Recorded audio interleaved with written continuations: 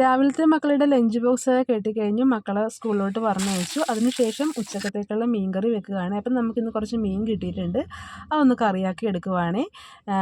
ഉള്ളിയും ഇഞ്ചിയും പച്ചമുളകും വേപ്പിലയും ഒക്കെ ഇട്ടൊന്ന് മൂപ്പിച്ചെടുക്കുന്നുണ്ട്. അതിലോട്ട് നമ്മുടെ സ്ഥിരം പൊടികളായ മുളക് പൊടിയും മല്ലിപ്പൊടിയും മഞ്ഞൾപ്പൊടിയൊക്കെ ചേർത്തൊന്ന് മൂപ്പിച്ചെടുക്കുന്നുണ്ട്. കുറച്ച് ചൂടുവെള്ളം കൂടി ചേർത്ത് വറ്റിച്ചെടുക്കുകയാണെങ്കിൽ പെട്ടെന്നൊന്ന് തിളച്ച് കിട്ടുവേ. അങ്ങനെ നമ്മുടെ മീൻ കറി അവിടെ ആകുന്നുണ്ട്. രാവിലെ നമുക്ക് ബ്രേക്ക്ഫാസ്റ്റിന് നൂലപ്പവും ഗ്രീൻ പീസ് കറിയായിരുന്നു. അപ്പോൾ അതിൻ്റെ കുറച്ച് മാവ് മിച്ചം ഉണ്ടായിരുന്നു. ഞാൻ അതിലോട്ട് കുറച്ച് പഞ്ചസാരയും കൂടി ചേർത്തൊന്ന് മിക്സ് ചെയ്തെടുക്കുന്നുണ്ട്. വട്ടയപ്പം ആക്കി എടുക്കാനാണ്. മക്കൾക്ക് ഭയങ്കര ഇഷ്ടമാണ് വട്ടയപ്പം കഴിക്കാൻ. അപ്പത്തിനേക്കാളും കൂടുതലൊക്കെ വട്ടയപ്പം കഴിക്കാൻ ഭയങ്കര ഇഷ്ടമാണ്. അപ്പോൾ ഞാനൊരു ഇഡ്ഡലി പാത്രത്തിലോട്ട് കുറച്ച് നെയ്യൊക്കെ തടകി അതിലോട്ട് ഞാൻ ഈ പഞ്ചസാര ചേർത്ത് വെച്ച മാവൊന്ന് ഒഴിച്ച് കൊടുക്കുന്നുണ്ട്. അപ്പോൾ ഞാൻ 2 ട്രിപ്പായിട്ട് വെക്കാമെന്നാണ് ആദ്യം വിചാരിച്ചത്. അപ്പോൾ പിന്നെ ഓർത്ത് ഒറ്റ ട്രിപ്പിൽ തീരാവുന്നതേ ഉള്ളൂ. അപ്പോൾ അതിൻ്റെ പുറമെ ഞാൻ കുറച്ച് ഒരു ഏത്തപ്പഴം ഫുള്ളായിട്ട് ചേർത്ത് കൊടുക്കുന്നുണ്ട്. ഇച്ചിരി പഴുത്ത ഏത്തപ്പഴമാണെങ്കിൽ ഇച്ചിരി ടേസ്റ്റ് കൂടുതലാണ്. അതിൻ്റെ കൂടെ കുറച്ച് അണ്ടിപ്പരിപ്പോ കിസ്മിസോ ഒക്കെ ഉണ്ടെങ്കിൽ ഇച്ചിരി ടേസ്റ്റ് കൂടും. എൻ്റെ അതൊന്നും ഇല്ലായിരുന്നു. അപ്പോൾ ഞാൻ പഴം വെച്ച് അഡ്ജസ്റ്റ് ചെയ്തു.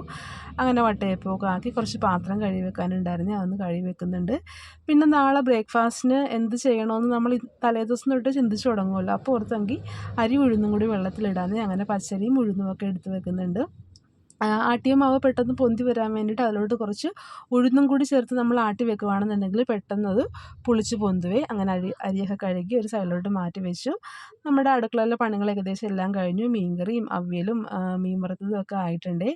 അങ്ങനെ ഇന്നത്തെ പണികൾക്ക് അടുക്കളയ്ക്ക് ടാറ്റ പറഞ്ഞുകൊണ്ട് അടുത്ത പണിയിലോട്ട് പോവുകയാണ്. പ്രത്യേകിച്ച് പണികളൊന്നുമില്ല ഇനി. അപ്പോൾ നമ്മുടെ വട്ടയപ്പമൊക്കെ ആയിട്ടുണ്ട്.